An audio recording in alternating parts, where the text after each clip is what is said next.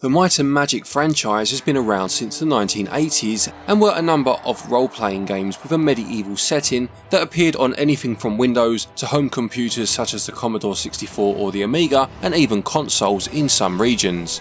Ubisoft acquired the rights to the series in 2003, and one of the games to release under their stewardship was the spin-off Might and Magic Clash of Heroes for the Nintendo DS, developed by Capybara Games. This has just been remade with a definitive edition moniker, this time developed by Dotemu, and is about to release on the Nintendo Switch. Will it be mighty and magical, or are these heroes more like Zeros? Well, I'm Glen Bolger, thank you to the publishing team for the review code, and now let's find out.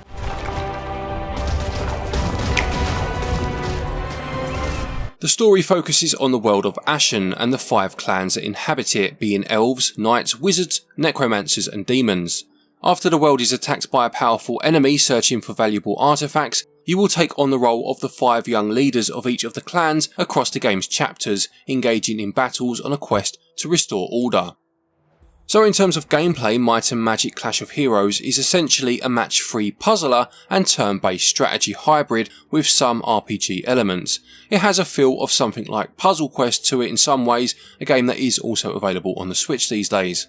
Across the course of the campaign, you'll play as a number of different characters from each of the aforementioned kingdoms, and you will make your way across the map, engaging in battles against a number of foes. Defeating some will progress the story, and others are side quests that will earn you money and resources, which we'll touch on later. So let's look at the battles themselves. The aim is to send your units to the back of the opponent's screen, thereby inflicting damage to them and reducing their overall health. When either you or your opponent's bar reaches 0, the battle is over. As simple as this sounds, there are a lot of mechanics at play that make these battles incredibly strategic and thought-provoking, using a very good blend of attack and defense. Each character has a certain amount of small basic units. For example, the elf character that you start with has things such as fairies and bears, and stacking 3 of the same unit vertically will initiate the attack stance. There is a number informing you of how many turns it will take before this attacking trio charge, and they'll gain more attack power between goes up to a capped point.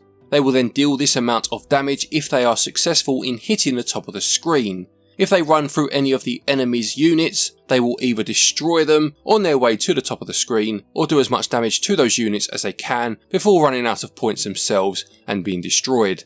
If you combine 3 of these units in a horizontal fashion, however, this will see them turn into a defensive wall that will stop or reduce the amount of damage an attacking unit from your opponent can do. On top of this, you have further units such as elite and champion types, which are much bigger and will be activated by creating a set formation behind them with the matching colour of your small basic units. These not only hit much harder but generally have a special move of some sort, with the caveat being that they will take more goes until they attack. Again, sticking with the elf character, one of their elites is a deer that will jump over walls, therefore not having to use some of their attack points to get through them, or they also have a dragon which will do huge damage and leaves a line of acid behind that will damage the opponent for another couple of turns.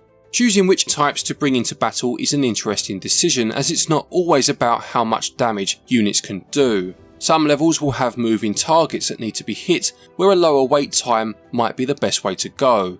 It leads to a good level of challenge and strategy. Add to this that each of the protagonists you play as you move through the campaign, has their own special magic ability that can turn the tide of battle if used correctly, and you can also find items with passive abilities which you can equip to help you on your way. This all means that battles have a lot to consider, leading to a very competitive main gameplay loop. Victory in battles will earn your main character XP, and levelling up will see your overall health increase, but any units used in battle will also earn XP and can level up to improve their own stats too. The money you earn can be used to purchase more of the elite and champion units up to a limit of 10 and 5 respectively, and you'll do this by finding their shrines within the game maps. This will increase the chance of them entering the field as more units are added randomly. There is more to it than just this, things such as linking your units, but I can't go into all of the intricacies in this review, but I will say that I feel this is one of the very best examples of fusing what is effectively a match-free puzzler with a leveling, turn-based strategy system. Outside of the campaign mode, there is a quick match mode and also a multiplayer mode which caters to 1v1 hot seat when playing in local and either 1v1 or 2v2 matches in online.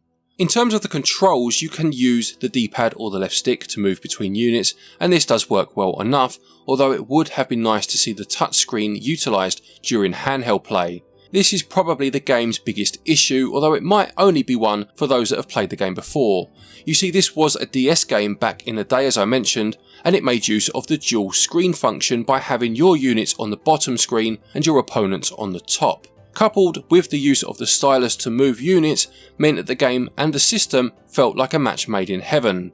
The Switch version feels very cramped in comparison with everything on one screen and a little cumbersome to move. However, this may just be because I played the older game, which was superior in that particular aspect, and for newcomers, whilst perhaps still feeling as if there is a lot going on the screen, it will probably become second nature in no time. Perhaps being able to play in Tate or Tate mode by turning the Switch 90 degrees in handheld would have been a solution, but it's not an option the game gives. Gameplay is fun, compelling and very strategic. The change to new characters as you progress keeps things fresh, with just the backtracking of the maps to complete side quests being a minor negative. On the whole, it gets 19 out of 20. Controls work well enough, although perhaps more could have been done to match the original, and they get 16 out of 20. When it comes to the visuals, this remake has tweaked the pixel art characters of the original game and replaced it with a new hand-drawn style. Now, I for one don't feel this change was wholly necessary, as the pixel art still had a charm to it and conveyed the world very well, but if they were going to change the aesthetic, I am pleased that they at least went for hand-drawn rather than say 3D character models on a 2D plane, and it definitely has that very charming Dotemu look to it. The characters all look distinctive and the cutscenes used to show important plot points are nice. My biggest issue does relate back to the battle screens being quite cluttered though, as due to being colourblind I found it very difficult at times to differentiate between colours when trying to build those elite units in particular. The audio is a good blend of foreboding, almost haunting ambience and a more triumphant tone as battles progress, and the cutscenes are also voice acted, which is a nice touch.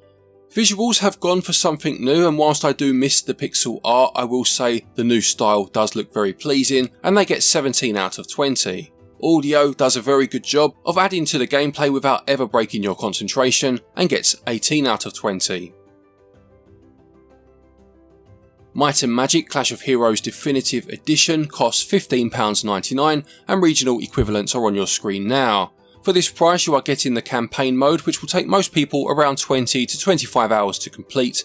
There is a quick match mode, the multiplayer mode of course, and the I Am the Boss DLC is also in here, which allows you to play as any of the 4 boss characters in any mode outside of campaign. I think this is a really fair price for a lengthy campaign and other game modes that extend the playtime way past this if you gel with the game's mechanics. The lack of touchscreen controls is the only real negative, and value gets 19 out of 20. To conclude, Might and Magic Clash of Heroes was a fantastic game when it released back in 2009 on the DS, and it's still a fantastic game today. There are a few ways in which the DS version still shines against its younger sibling, but the new hand-drawn graphics are appealing, the addition of the DLC is welcome, even if it feels a little superfluous, and it remains a good choice for a console with an emphasis on handheld play. They could have implemented some of the Switch's gameplay features, such as touchscreen or even Tate mode, but what's here is still fantastic, and for a pretty reasonable price too.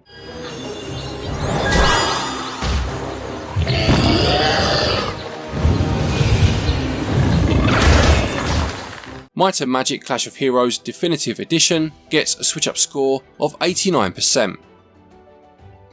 Thank you everybody for watching this review, I hope you enjoyed it. Please do remember to leave a like if you did. Don't forget, if you are looking for eShop credit to pick this game up, you can get your eShop cards via our website switchup.gg. You'll get yourself 5% of your purchase back in cashback via our SwitchUp tokens, which you can then redeem of course against a future purchase, and you'll also until the end of July get a further 5% off as discount if you use the code SwitchUp. There's also a link down there to PlayAsia if you're looking to import any games. Use the link, use the code stated, and you'll get yourself 5% off of your order from there. A quick thank you to our patrons and our channel members for your continued support, and to each and every one of you for watching our videos. Take care, and until next time, happy gaming.